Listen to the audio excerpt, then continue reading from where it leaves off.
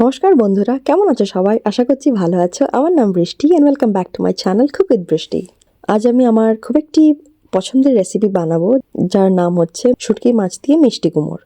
আজ আমি ব্যবহার করব মামলা শুটকি। সবার আগে আমি একটা পেস্ট বানাবো। সেই পেস্টের জন্য আমি নিয়ে নিচ্ছি রসুন, কাঁচা লঙ্কা আর শুকনো লঙ্কা। এখন গরম জলে কেটে রাখা শুটকি দিয়ে দেবো, যাতে শুটকিটা ভালো করে পরিষ্কার হয়ে যায়। তারপর লাস্টে ঠান্ডা জল দিয়ে ধুয়ে রেখে দেবো। আর ঠিক এইভাবে আমি মিষ্টি কুমড়োর আলু কেটে নেব। আর সাথে আমি নিয়েছি দুটো পেঁয়াজ। তেল গরম হয়ে যাওয়ার পর তাতে আমি অ্যাড করেছি 1 চামচ নুন আর 1 চামচ হলুদ গুঁড়ো। এখন আমি কেটে রাখা পেঁয়াজগুলোকে ভাজতে দিয়ে দিয়েছি। পেঁয়াজ যখন মোটামুটি ভাজা হয়ে যাবে তখন আমি সেই রসুনের পেস্টটা অ্যাড করে দেব। এখন আমি দিয়ে দিয়েছি পরিষ্কার করে রাখা শুটকি মাছ। ভালো করে একবার মিশিয়ে নেব। তারপর আমি অ্যাড করেছি মিষ্টি কুমড়ো আর সাথে দিয়েছি আলু।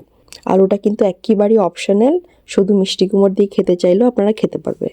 ভালো করে একবার মিশিয়ে নেব আর ঢেকে রেখে দেবো 15 থেকে 20 মিনিটের জন্য। মধ্যে আমি টমেটো পেস্ট অ্যাড করেছি। এখন আবার ঢেকে রেখে দেবো 5 থেকে 10 মিনিটের জন্য।